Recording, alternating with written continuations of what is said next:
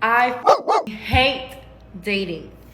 I went out with not one, not two, but three men this week. Hold up, she went out with 3 men in 1 week. That doesn't sound like something to be bragging about or be proud of. She definitely has a big smile as if she just did some amazing accomplishment. But if you add up all her points for that week, it's going to equal 304. Okay, let me not be too harsh. I wasn't present for any of these dates. Let's just hear what else she has to say. The first one is actually really dope, but is still in love with his ex. Obviously, she was more into the challenge than anything else. The way she described him, she fell for him quick. Not because he was so dope, but because he was emotionally unavailable to her. Second one asked me to rate our kiss afterwards and said, how close was it to you taking me back to your place? My guy, if you got as far as kissing, that type of question should not be asked. That is more a situation where actions speak louder than words. Don't get me wrong, as it is possible she was sending mixed signals, which he may have wanted some clarity on, but if it gets to that point, just invite her to spend the night if that's really what you want, instead of asking if she wants to take you back to her place. Again, I cannot overstate showing a role of confidence and leadership is important. I'm not saying she's going to say yes on the first date. I mean, why would she? But what I am saying is sometimes women would rather men be direct. At least they will respect you more for that. The third one said, like, was talking all this about his makeout game. You know, at the end of the night, finally, I got something all right. I got something all right. He was like,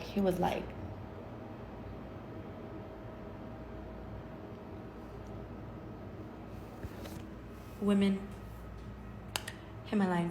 WTF is probably what everyone who watched this clip is thinking. And I am not referring to him having a weak makeout game. I am referring to her admitting that she made out with at least 2 of the 3 dates. I guess those lips have enough mileage to cross multiple state lines at this point. But in that same reference, this shows that women don't want men who have little experience. Oh, women will always say they don't want men who have a high body count because that is the PC thing to say. But in reality, they want a man who knows what he's doing and can please them. By the looks of the woman in this video, she probably needs a guy with a body count in the triple digits to satisfy her. I'm just saying. Moving on.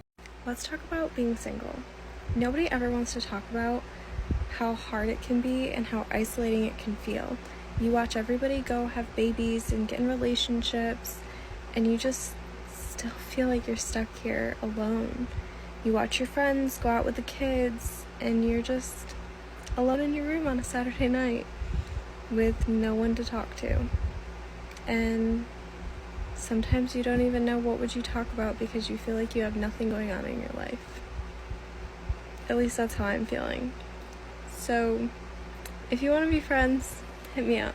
I've said it before and I'll say it again for my female viewers. Women without a doubt can do a number of things better than men, but loneliness is something men handle far better than women. This young woman is not unattractive and looks like she is just coming up on the wall. I'm going to venture she had several male suitors previously. Even if I don't know her exact history, I am sure that several men have approached her in previous years. She did give clues saying she has seen others get into relationships and have babies, i.e. what she has not done. Heck, she even stated that she has nothing going on in her life to talk about with a man. Now, does that mean she isn't a career woman, or does it mean she has realized men are not attracted to her career? All I can say is, at this point, I am 90% plus confident that she had opportunities to have a husband or a serious relationship, but she let those ships sail by not settling. And I can say those eggs are gonna go stale real fast unless she drops her standards. Moving on. I am not the girl that boys date. I am the girl that is pretty enough to with, but not pretty enough to brag about to his friends. I am the girl that he will cuddle with on the weekends and then not message throughout the week. As the old saying goes, you've made your bed, now lie in it. Ladies, please understand that for as much as you want a man to forget the past because it's in the past, well, reality doesn't work that way. Let me flip the script. If the guy you like doesn't have much of a future, that would turn you off. Well, that is exactly how men feel about a woman's past. And the lady in this video basically has her past completely plastered in ink all over her body. Don't get me wrong, ladies. I'm not ink shaming anyone. I'm just recognizing what men are thinking. In fact, don't take my word for it. Look at the comments of some of my previous videos and videos from other channels similar to mine. A good number of men commenting don't speak favorably about a woman smothered in ink. They get a first impression of a woman who lived on the wild side in her youth and now later in life wants a good man to settle down with. And many men say, no thanks, I'll pass. The woman in this video is basically complaining men are putting her in the pleasure and disposal category. But let's be honest, can we blame men when her party resume is practically on display wherever she goes? And let me tell you a little secret, ladies. Many men don't want to walk around with a woman who has visible symbols of highly used party girl mileage. If you agree or disagree with anything about this audit, please let us know in the comments. I'm going to leave this audit right here. I'll see all of you in the next episode. Thanks for tuning in.